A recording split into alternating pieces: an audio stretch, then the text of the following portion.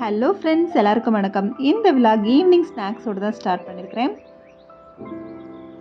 Ladies நம்ம எல்லாருக்குமே cooking ஒரு நேரம் இல்லை அப்படின்னாலே செம்ம ஜாலியாகிடுவோம். ஸோ அந்த சந்தோஷத்துலேயே வீட்டில் இருக்க சின்ன சின்ன வேலைகளை செஞ்சுருவோம். ஸோ அந்த மாதிரி இன்றைக்கி எனக்கு ஈவினிங் குக்கிங் ஒர்க் இல்லை. இன்கேஸ் எனக்கு சீட்டிங் டேன்னு கூட சொல்லலாம். ஸோ ரொம்ப நாளாக டயட்டை கொஞ்சம் ஸ்ட்ரிக்டாகவே ஃபாலோ பண்ணிகிட்ருக்கிறேன். ஏதாவது ஒரு சில நாள் டெம்ட் ஆகி ஏதாவது சுட சுட ஆயில் ஐட்டங்கள் சாப்பிட்ற மாதிரி ஒரு சுச்சுவேஷன் வந்துடுது. அது மட்டும் இல்லாமல் இன்றைக்கி ஈவினிங் ஹஸ்பண்ட் வெளியில் போகிறதுனால வரப்போ 2 பரோட்டா வாங்கிட்டு வந்துடுறேன்னு சொல்லிடுறாங்க. ஸோ அதனால் எனக்கு குக்கிங் ஒர்க் இல்லாமல் போயிடுச்சு. ஸோ அதனால் சின்ன சின்ன விஷயங்களை நான் செஞ்சுக்கிட்டு இருந்தேன். பூஜை ரூமில் பச்சரிசி மாக்கோலம் போட்டுட்டேன். காலையிலே பச்சரிசி ஊற வச்சுருந்தேன். ஸோ அன்எக்ஸ்பெக்டடாக இன்றைக்கி ஈவினிங் குக்கிங் ஒர்க்கும் இல்லாததுனால அப்படியே கையோட பச்சரிசி கோலத்தையும் போட்டுட்டேன். தேன் எப்போயுமே நல்ல மலை தேன் தான் ஒரிஜினலாக வாங்கி வச்சுருப்பேன். ஆனால் இந்த தடவை அது கிடைக்காத பட்சத்தில் பெட்டி தேன் வாங்கினேன். இதுவும் ஓரளவு நல்லா தான் இருக்குது. சும்மா சாதாரணமாக கடையில் தேன் வாங்கி யூஸ் பண்ணுறதுக்கு இந்த மாதிரி பெட்டி தேன் கூட ஓரளவு நல்லா தான் இருக்குது. இதோட டேஸ்ட்டுமே நல்லா தான் இருந்துச்சு. ஸோ இந்த வட்டம் பெட்டி தேனை யூஸ் பண்ணலாம் அப்படிங்கிற மாதிரி வாங்கி ஸ்டோர் பண்ணி வச்சுட்டேன். அடுத்து ஏலக்காய் பொடி தான் அரைக்க போகிறேன். ஸோ எனக்கு இந்த வட்டம் ஏலக்காய் அரிசி கிடச்சிச்சு. அது அரிசினா உள்ளே இருக்க அந்த விதைகள் தான் அரிசின்னு சொல்லி கேரளாவில் தனியாகவே இதை எடுப்பாங்க. ஸோ அந்த மாதிரி எனக்கு இந்த வட்டம் கொஞ்சம் கிடச்சதுனால அதை நல்லா வறுத்துட்டு, அதாவது எண்ணெய் எதுவுமே சேர்க்குறதில்ல, சும்மா ட்ரையாக வறுத்துட்டு கொஞ்சம் வெடிக்கிற மாதிரி வர்றப்ப அப்படியே ஸ்டவ்வை ஆஃப் பண்ணிடுவேன். இந்த இதை அப்படியே சூடு ஆறுனதுக்கப்புறமா அதை பொடி பண்ணி வச்சு ஒரு பாட்டிலில் போட்டு வச்சிட்டோம்னா கேசரி, அவல், பாயாசத்துக்கெல்லாம் யூஸ் பண்ணிக்கலாம். பொதுவாக ஏலக்காவை போட்டோம்னா அதை அப்படியே நம்ம தூக்கி எடுத்து போட்டுருவோம். தூளாக சேர்க்குறப்ப அந்த இதை நம்ம அவாய்ட் பண்ணலாம். அதோட ஃப்ளேவருமே ரொம்பவே நல்லாயிருக்கும். இதை அப்படியே ஒரு பாட்டிலில் எடுத்து ஸ்டோர் பண்ணி வச்சுட்டேன். சத்து மாவு கஞ்சி காய்ச்சிறப்ப கூட இதை கொஞ்சம் தூவி விடலாம். அந்த ஃப்ளேவர் நல்லாயிருக்கும். நம்மளால் முடிஞ்ச அளவுக்கு இந்த மாதிரி பொடி வகைகளை கடையில் பாக்கெட்டாக வாங்காமல் வீட்டிலேயே அரைச்சி வச்சுக்கிறது ரொம்ப ரொம்ப பெஸ்ட்டான ஒரு விஷயம். க்ரோசரியெல்லாம் நம்ம டப்பாவில் ஃபில் பண்ணி வைக்கிறப்ப மீதம் இருக்க அந்த பாக்கெட்டில் இருக்கிறதெல்லாம் அங்கங்கே அப்படியே வச்சுருவோம்.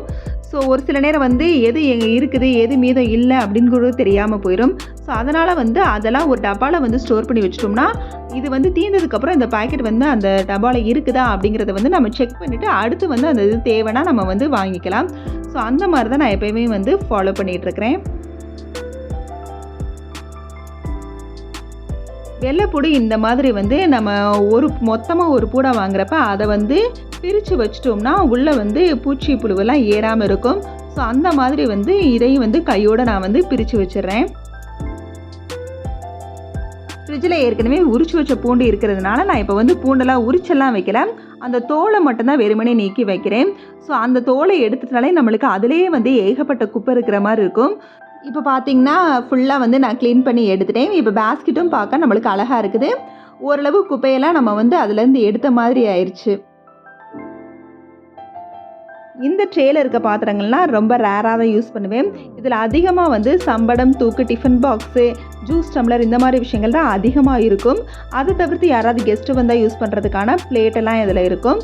ஸோ அதெல்லாம் நான் இப்போ அடிக்கடி ரீசெண்டாக எடுத்ததுனால நல்லாவே கழிஞ்சு போயிடுச்சு. ஸோ அதுவும் ஃப்ரீ டைம் இப்போ இருக்கிறதுனால அதையும் நல்லா எடுத்து தொடச்சி நீட்டாக அடுக்கி வச்சுட்டா இன்னும் கொஞ்சம் நம்மளுக்கு ஸ்பேஸ் கிடைக்குங்கிறதுக்காக அந்த வேலையை பார்க்க ஆரம்பிச்சிட்டேன்.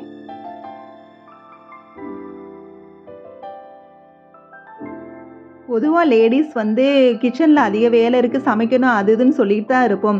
ஆனால் சில நேரம் குக்கிங்லேருந்து நம்மளுக்கு அன்றைக்கி ஃப்ரீ அப்படின்னு சொன்னால் கூட நம்மளால் சும்மா உட்கார முடியாது. வேறு ஏதாவது சில வேலைகளை செஞ்சுக்கிட்டே தான் இருப்போம். ஏதாவது ஒரு சில நேரம் தான் நம்மளே அறியாமல் உட்காந்தா அப்படியே உட்காந்த மாதிரி ஆயிடுவோம். நான் அந்த மாதிரி கேஸ் தான். ஏதாவது ஒரு சில நேரம் உட்காந்தேன்னா அந்த இடத்த விட்டு அசையவே மாட்டேன். ஆனால் ஃபஸ்ட்டு இருந்ததுக்கு இப்போ கொஞ்சம் பரவாயில்ல. கொஞ்சம் கொஞ்சமாக என்னோடய சோம்பேறித்தனத்தை மாற்றிக்கிட்டே இருக்கிறேன். ஒரு சில நாள் நம்ம இன்றைக்கி இந்த வேலையை முடிச்சிடணும்னு சொல்லி எல்லாத்தையுமே பிளான் பண்ணி வச்சுருப்போம். ஆனால் நம்மளால் அந்த வேலையை அன்றைக்கி செய்யவே முடியாது. அப்படி இல்லைனா அதில் பாதி தான் செஞ்சுருப்போம். ஆனால் ஒரு சில நாள் நம்மளே அறியாமல் அன்எக்ஸ்பெக்டடாக சில வேலைகளை பிளான் பண்ணியிருக்கவே மாட்டோம். ஆனால் அன்னைக்கு நிறைய வேலைகளை செஞ்சு முடிச்சிருப்போம். அந்த மாதிரி அன்எக்ஸ்பெக்டட் ஒர்க்கிங் டே தான் எனக்கு இன்னைக்கு. இந்த மாதிரி பேக்கெல்லாம் மொபைலு, வாட்ச்க்கெல்லாம் கொடுப்பாங்க. இது எப்பயுமே நான் வந்து கீழே தூக்கி எறிய மாட்டேன். எத்தனை பேக் இருந்தாலும் அதை எடுத்து வச்சுக்கிட்டே இருப்பேன். ஒரு ஸ்டோரேஜ் பேக் மாதிரி வந்து யூஸ் பண்ணுவேன்.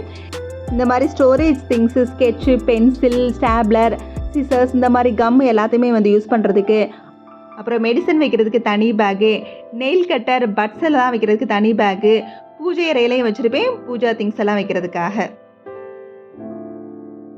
இது பார்த்தீங்கன்னா நல்லா வந்து ஒரு ஸ்மார்ட் லுக்கை கொடுக்கும். ஸோ அதுக்காகவே இதை வந்து நான் எப்பயுமே வந்து தூக்கி எறிய மாட்டேன். இப்போ இது கிட்டத்தட்ட ஒரு 10 ஸ்டோரேஜ் பேக் நான் வச்சுருக்கிறேன். அடுத்ததாக டின்னர் டைம் தான். பரோட்டாவும் சால்னாவும். ஈவினிங் வேறு ஸ்நாக்ஸ் சாப்பிட்ருக்கோம். ஸோ அதனால் 2 பரோட்டா மட்டும் எடுத்துக்கிட்டேன். இப்போ 1 மந்த்தாகவே டயட்டை வந்து நான் கொஞ்சம் ஸ்ட்ரிக்டாகவே ஃபாலோ பண்ணிகிட்ருக்கிறேன். கார்போஹைட்ரேட்ஸ் அதிகமாக சேர்த்துக்கிறது இல்லை. வரகரிசி சாதம் தான் எடுத்துக்கிறேன். இந்த மாதிரி ஏதாவது ஒரு சில நாள் நம்மளே அறியாமல் வந்து அமைஞ்சிடுது. அதனால் ஆசைப்பட்டு சாப்பிட்ருவேன். டிஃபன் முடித்ததுக்கப்புறமா எப்பயுமே நைட் டின்னருக்கு அப்புறம் நாங்கள் வந்து ஹாட் வாட்ரு, அதாவது வார்மாக வந்து வாட்டர் எடுத்துக்குவோம். ஸோ அதுக்காக வந்து தண்ணி வந்து வச்சு விட்டுட்டேன். நைட்டு கோகோனட் ஆயில் 1 ஸ்பூன் வந்து ஹேருக்கு நல்லா அப்ளை பண்ணி மசாஜ் பண்ணிவிட்டு பின்னி மடித்து போட்டுருவேன். ஸோ அந்த மாதிரி வந்து அந்த சுடு தண்ணி காயறதுக்குள்ளே அந்த வேலையும் முடிச்சிட்டேன். இது வந்து ஃபேஸ் பேக்காக. ஃபேஸ் பேக்கு நான் இந்த மாதிரி நாட்டு மருந்து கடையிலேருந்து ஆரஞ்சு பொடி, ரோஸ் பொடி, இந்த மாதிரி எல்லாத்தையுமே வந்து நான் வாங்கி வச்சுருக்கிறேன். முல்தானி மெட்டி, இந்த மாதிரி எல்லாத்தையுமே வந்து மிக்ஸ் பண்ணி ஒரு டப்பாவில் போட்டு வச்சுருக்கிறேன். அதிலேருந்து இப்போ 1 ஸ்பூன் எடுத்து போட்டு அதோட கஸ்தூரி மஞ்சளையும் கொஞ்சமாக சேர்த்து தக்காளி சாறையும் சேர்த்து நல்லா கலந்து விட்டுக்கிறேன். இதோட விட்டமின் இ கேப்சூல் போடலாம், ரோஸ் வாட்டர் கொஞ்சம் சேர்த்துக்கலாம். நான் அதெல்லாம் எதுவுமே சேர்க்கலை. கொஞ்சம் பத்தாதுக்கு தண்ணி மட்டும் சேர்த்து கொஞ்சம் கெட்டியாக கலந்து வச்சுருக்கிறேன். எப்பயுமே ஃபேஸ் பேக் ரெடி பண்ணோன்னே அப்படியே வந்து ஃபேஸில் அப்ளை பண்ணிடக்கூடாது. கொஞ்சம் நல்லா வந்து முகத்தை வந்து வாஷ் பண்ணிவிட்டு அப்புறம் வந்து ஸ்க்ரப்பர் மாதிரி எதையாவது யூஸ் பண்ணிக்கணும். நான் வந்து அதிகமாக யூஸ் பண்ணுறது ஜீனி தான். ஜீனியும் தக்காளியையும் சாறையும் வந்து பிழிஞ்சு விட்டுட்டு நல்லா வந்து அதை வந்து ஒன்றா கலந்து விட்டுட்டு அதை எடுத்து ஃபேஸில் நல்லா ஸ்க்ரப் பண்ணிவிட்டு அப்படியே ஒரு 2 நிமிஷத்தில் வந்து ஃபேஸை நல்லா வாஷ் பண்ணிடுவேன். அப்புறமா ரெடி பண்ணி வச்ச ஃபேஸ் பேக் எதுவாக இருந்தாலும் அதை ஃபேஸில் அப்ளை பண்ணிவிட்டு ஒரு 20 மினிட்ஸ்க்கு அப்புறம் வந்து ஃபேஸை வாஷ் பண்ணிட்டோம்னா ஃபேஸ் நல்லா க்ளோவாக இருக்கும். எப்பயுமே நைட் டைம் தான் முடிஞ்ச அளவுக்கு ஃபேஸ் பேக் யூஸ் பண்ணுங்கள். இந்த மாதிரி தான் எனக்கு இன்றைக்கி ஈவினிங் போச்சு. இந்த வீடியோ பிடிச்சிருந்துச்சுன்னா லைக் பண்ணுங்கள், ஷேர் பண்ணுங்கள், கமெண்ட் பண்ணுங்கள். மறக்காமல் நம்ம சேனலை சப்ஸ்கிரைப் பண்ணுங்கள்.